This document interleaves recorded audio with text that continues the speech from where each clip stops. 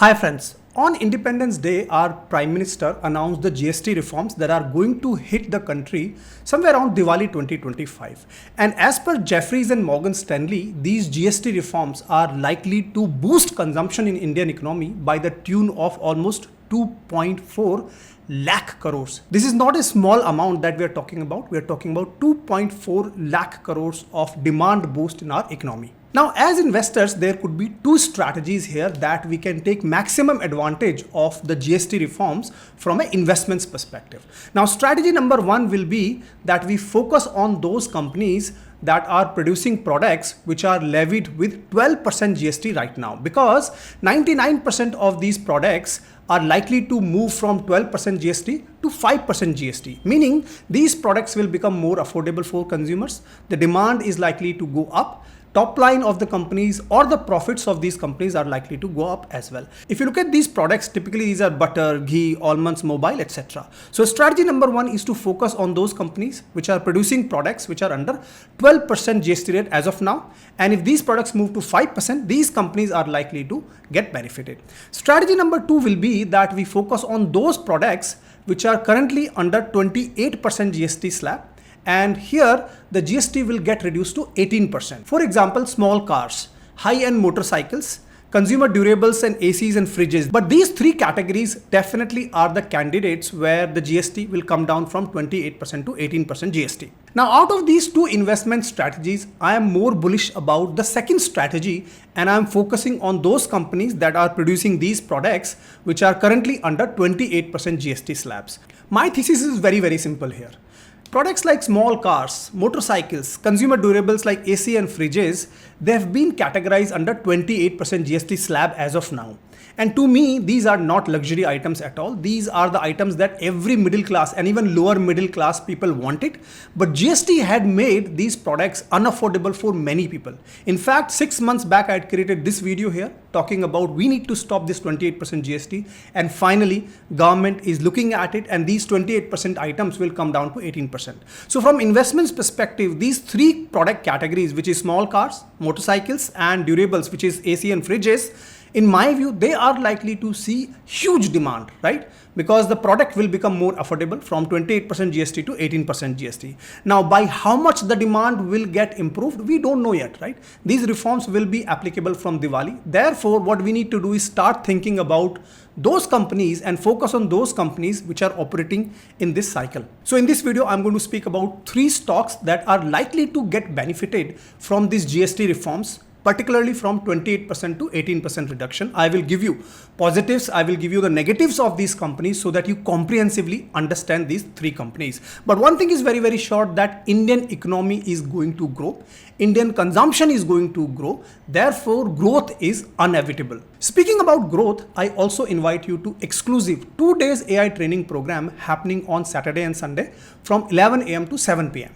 Normally priced at 10,000 rupees, this will come to you at no cost thanks to our partners Outscale. During 16 hours of live and interactive training, you are going to learn how to build a personal AI toolkit with 10 plus AI tools. Mastering prompt engineering so that you can harness AI's power precisely. Automate repetitive tasks and analyze data without writing a single piece of code.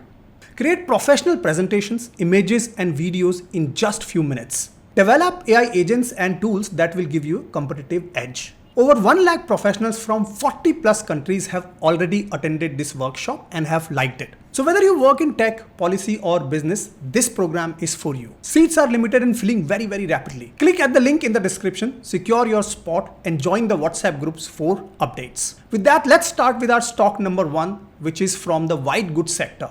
So the first company that we are going to discuss is PG Electroplast. This is a small cap company. Current market cap is around 15,000 crores. So the entire discussion that I will do now will revolve around this being a small cap company. I will give you the positives, I will give you the negatives so that you understand the comprehensive picture. Please make sure you're not skipping this video, otherwise you're going to miss out on key critical details. So the first point is that this company manufactures white goods or into EMS sector, for example, air conditioners, washing machines, etc. Now the main important point is air conditioners and consumer electronics today are having 28% GST, and these two items are likely to see reduction in GST from 28% to 18%.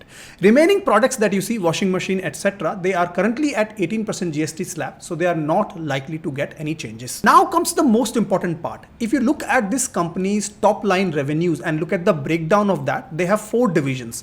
Product divisions, which are room ACs, washing machines, refrigerators, air coolers, etc. Number 2 is plastic moldings. Number 3 is electronics, where you have televisions, PCB assemblies. And number 4 is tool manufacturing. More importantly, product division delivers around 72% of top line. And within product division, 61% of their top line comes from room ACs. So actually, 61% of their business is all about room ACs. And this is where, if the 28% GST drops to 18%, you can imagine that the growth of this company should be there if the demand of the ACs go up, right? That's the entire thesis I am talking about this particular company here. Now you may say that, Rahul, there are a lot of other AC manufacturing companies. Why are we not talking about them? For example, Blue Star is there. For example, Daikin is there. For example, Voltas is there. Yes, you can go and do some research about those companies, but there is a big difference between PG Electroplast and these other companies. What is the big difference? Number one is that PG Electroplast is a contract manufacturer. They do not sell ACs with their own brand.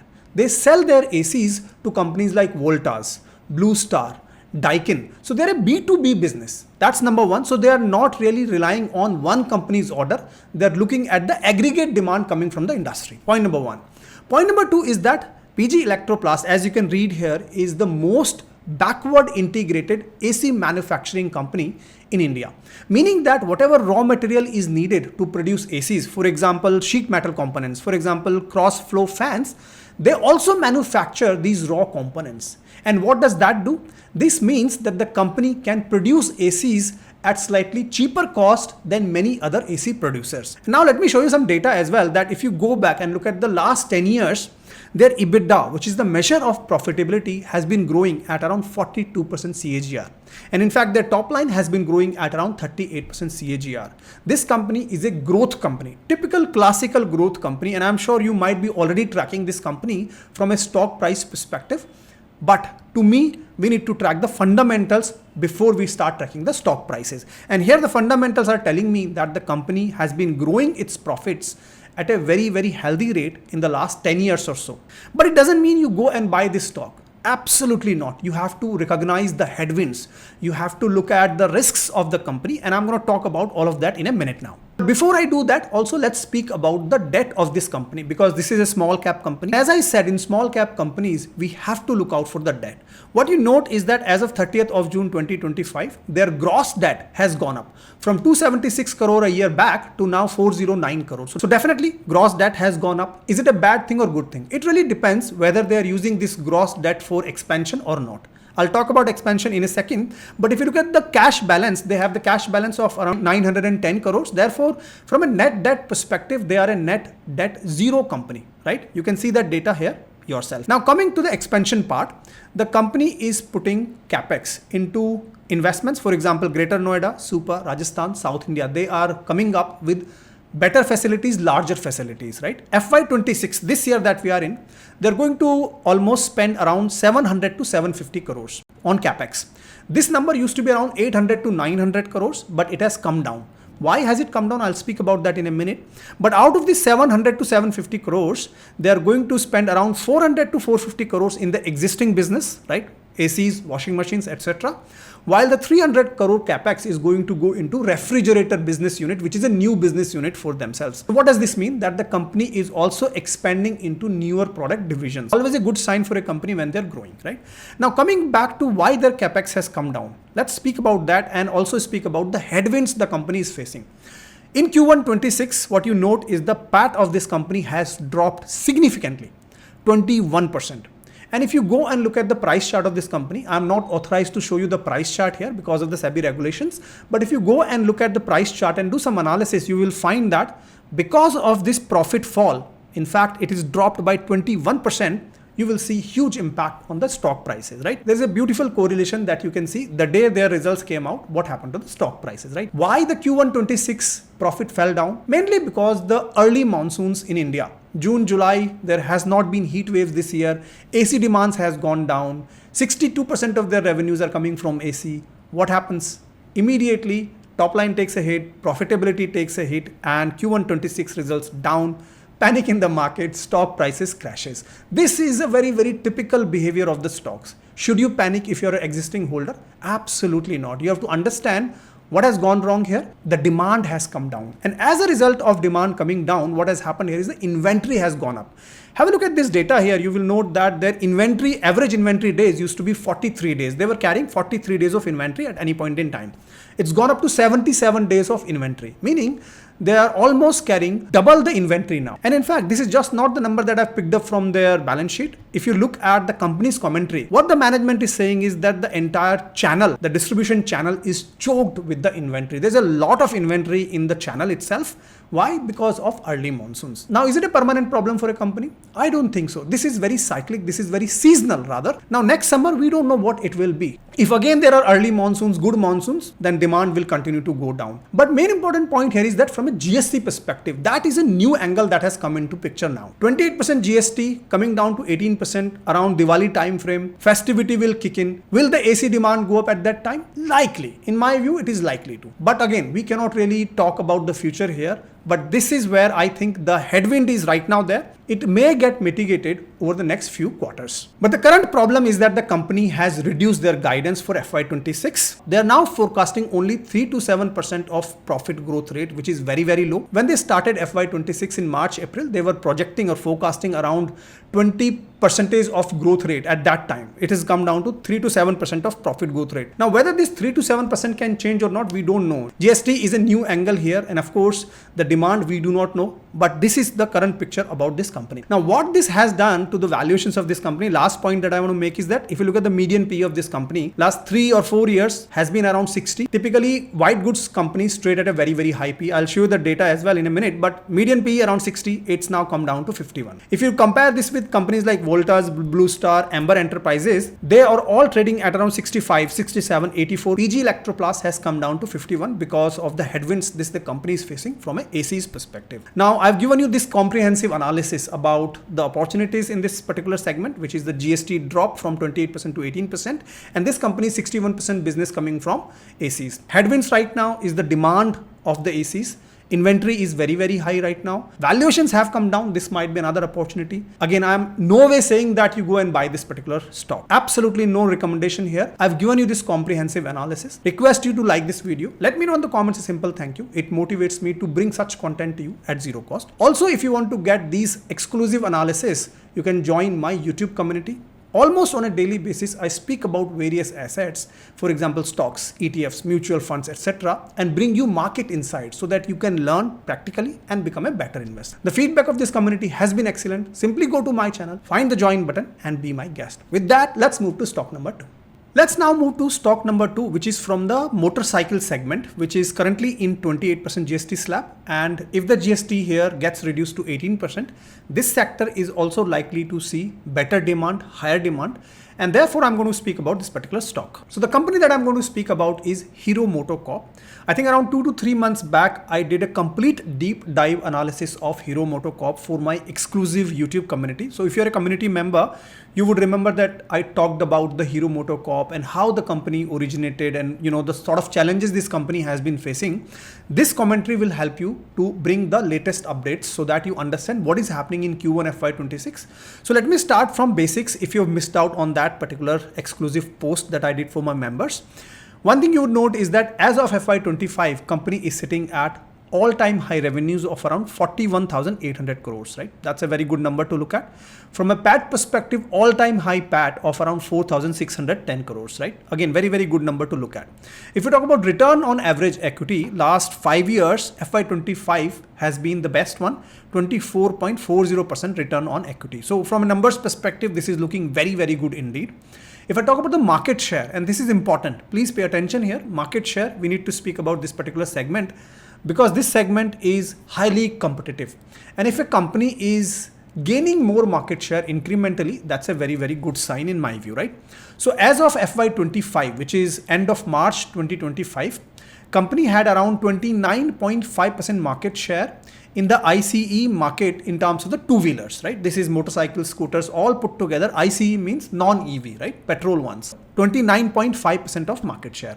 If I talk about the motorcycle market share, it used to be around 42.6%. Scooter market share, not very great here, 5.5% only. EV market share, 6.1%. And in FY25, they did total 12 new product launches. This is the background as of March 2025. Now let's talk about what happened in Q1, which is the April, May, June of 2025. Did the company gain any market share or not? Let me give you some numbers here. This I have collated from their con call, and it took me some time to get this number, but extremely important data point. First data point is that as of Q1 FY26, their overall ICE market share for two-wheelers have gone up to 30.9%. It used to be around 29.5%, so it has gone up to 30.9%, which in my view is a very, very healthy growth rate, right? If I talk about the entry-level motorcycle market, which is motorcycles like Splendor, etc., this company holds around 67% market share, and that has also gone up by around 800 basis points. That is also a very, very good growth rate. Talking about 125cc motorcycle, which is the premium motorcycle segment, right? This is where GST, which is 28% plus the cess also comes into picture. Here, the company has not been doing very well traditionally, right? But in the month of June 2025, their market share has gone to highest possible, which is 9.7%. Now, this is a problem traditionally with the company, right? They haven't really been able to capture this market share. But now, in my view, this is an opportunity, because if the GST 28% slab comes down to 18%, one is that overall demand is likely to go up, and whether this company can gain market share or not is an opportunity for the company. I can't say whether it will or it will not, but this remains a very, very good number to track, right? Lastly, when I speak about the EV market share, this company has done very, very good in terms of July 2025. Their Vida VX2 has helped them gain the market share. It's gone up from 7% to 10%. So from EV perspective also, they seem to be gaining the market share.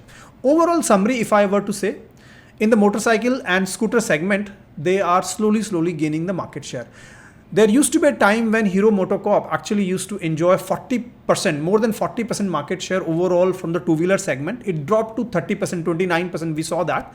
But now slowly they seem to be gaining back the market share as per the Q1 FY26, right?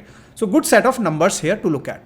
Also, if you look at the Q1 FY26, one of the problem that I see with this company, let me speak about that, is that although they have been gaining market share, but that has not resulted in higher growth in terms of the top line and bottom line. For example, if you look at the revenues, top line Q1 FY26, it has dropped from 10,211 crores to 9,700 crore, right? But if you look at the PAT, it has gone up from 1,032 crore to 1,700 crores. But please don't be misled by this number, because there was a one-time gain of around 722 crores. So all in all, Q1 FY26, they gained the market share, but their top line and PAT did not grow. This tells me that although they have gained the market share, but overall, if you see, the demand of the motorcycles in Q1 FY26 has been low. This is something you need to understand about the motorcycle segment, that the demand in Q1 FY26 has not been there, right? And there comes the GST picture now. That by Diwali, if the GST drops from 28% to 18%, do we think that the demand can go up? There could be a consumption here in terms of more demand coming up. This is where I think the investment thesis comes into picture. I personally feel the demand is likely to go up. It might take a quarter or so, because of course these reforms will come into effect somewhere around Diwali time frame, and then of course festivity will kick in. Some demand may come at that point in time, right? So this is one of the challenge right now in the motorcycle segment overall, but hopefully the demand should restore back. Therefore, let's talk about the growth of this industry. 6 to 7% was the projection overall for FY26 as per the management of Hero MotoCorp. In Q1 FY26, we have only seen 3.5% growth rate. And the challenge is that, can this growth go to, let's say, 7%, 8%, 9%? Because if the growth is not there in terms of the demand, then we are likely to see muted Q2, Q3 results coming up. This is where we need to be cognizant about the risk at industry level. It is not such a big risk for the company as such, but it's an industry level risk that we need to acknowledge. My last point on the demand and the numbers, if you look at the July 2025, Hero MotoCorp actually delivered a very good month. I'm recording this video in the month of August, so I don't know what the numbers will be for August month. But July numbers, they have registered a 21% increment over the last year. That is a very positive sign, and I hope that they continue to build on this momentum. So these are about the numbers, but let's now quickly move to what are the challenges the company has been facing. Couple of challenges. If you see from January 2025 onwards, there has been a lot of exits at the top level, right? 2 senior exits happened at that time, including their CEO Niranjan Gupta. Right now they have a interim CEO, right? So this is one risk that I see, but I think a lot of the bad news has gone past. They are likely to recruit potentially a new CEO, or the interim CEO might become a permanent CEO. We don't know yet. But I really want you to be aware that there is a top management exit in this company in the last 6 months or so, right? Now, going back to the valuations now, last point about this company, Hero MotoCorp, if you look at the median PE last 3 years has been around 21. Now it is come down to around 18.69 at the time of recording this video, 14th of August 2025, slightly older data here, right? If you compare this with likes of Bajaj Auto, TVS Motor, etc., it is at a much comfortable P, 19.86 P versus industry P of 30.21. Book value, if you look at, around 5.16, which is industry level at around 4.22. Right, so from valuation perspective, it looks better to me as compared to Bajaj Auto, Eicher Motors, TVS Motors, etc. Right? Again, you can do some comparison in terms of the growth of the profit as well. Please go and have a look at Bajaj Auto's number. We are running out of time in this video. The video is getting really long, but I would highly encourage you to look at the PAT growth of Bajaj Auto. Look at their July sales data, right? That will also give you a good view. TVS Motors likewise as well. Eicher Motors, their Royal Enfield. You need to check that one as well, right? So that you can complete this peer analysis. But I hope this analysis itself has given you a lot of meaningful data points. I always speak about data-backed analysis. Please make sure you also do that analysis. And if you like this analysis, request you to hit the like button. Let me know in the comments a simple thank you while I move to stock number 3 now. Let's now move to stock number 3 very quickly. And stock number 3 is not going to be from any of these categories, because I'm thinking slightly out of the box here that if the GST reforms are likely to boost the consumption that we saw, 2.4 lakh crores is the estimate. It might change, this number might change. But the bottom line is that if the consumption is likely to go up, then what is likely to happen is that shipments or the logistics of India is also likely to see huge volume growth in my view, right? I don't know by how much in terms of the volume growth will be there, but definitely there is likely to be a positive impact during the Diwali season when the demand of these products are likely to go up, right? Therefore, I'm talking about a company called Delhivery, which is the largest integrated logistic provider in India, right? Now, if you look at Delhivery as a business, traditionally, if you see the top line has been growing fine. If you look at the sales data here from 2017 onwards, it has been growing consistently. But if you note the net profit, Delhivery has been a loss-making company up until FY24. It has been making huge losses in FY22 and 23, and also 1,000 crore in FY23. In FY24, the loss started to come down to 249 crores, and FY25 has been the year where they've made profit, right? In fact, if you look at the last few quarters, so last 5 quarters, including Q1 of FY26, their PAT, if you see, has been consistently going up from almost 54 crore to, there was a dip, 10 crore, 25 crore, and now 73 crore to 91 crore, right? So last 5 quarters, the company has sustained the profits. And if they continue to sustain these profits in the upcoming quarters, then company is likely to see this turnaround story, very much similar to what we saw in Zomato, for example, or Policy Bazaar, where they were making losses for a number of years, 10 years, 12 years or so. And then when the company started to make profit, they sustained these profits, right? Now, again, I do not want to speculate how much of profit this company will make. We don't know, but definitely GST reduction, that is likely to help in their volume of the shipments. And if the profitability goes positive from there on, why not, right? Now, one of the other important point about their volume shipment is that recently they acquired a company called Ecom Express, right? I am sure you might have heard this in the news, and this is around 1,300 crores of purchase. Now, the shipments coming from Ecom Express will get added into this company's reporting, but the increment in the shipments overall will see maximum impact by the end of Q2, right? Or Q3, definitely, right? Now, coming back to the company's business model, if you see, their express parcel, which is their e-commerce business, as of Q1 FY26 was contributing around 61% of their top line, right? So majority of their revenues are coming from e-com express. Now tell me what is likely to happen to the e-commerce delivery in India if the GST drops. My thesis is that e-commerce delivery is likely to go up because These 12% GST drop to 5% is likely to benefit, and also 28% dropping to 18% should definitely boost the shipments in the e-commerce world, right? Also, if I talk about the McKinsey's report, and this I covered in my previous video on the India's GDP growth rate, here McKinsey is talking about, if you look at 2030, e-commerce is likely to grow from $60-70 billion to almost $240 to $300 billion. So definitely e-commerce delivery should continue to grow up from here on, right? And delivery should get benefited from that. We don't know how much of that market share they can gain. That is remain to be seen. But hopefully volume should grow from e-commerce perspective. Then comes the question that can Delhivery actually sustain these growth in the e-commerce or not? Now for that, recently Delhivery has been increasing their capacity. So for example, in July 2025, they announced that they have opened a new hub in Lucknow, and that is likely to have a capacity of around 1 lakh square feet. That's a good movement in my view.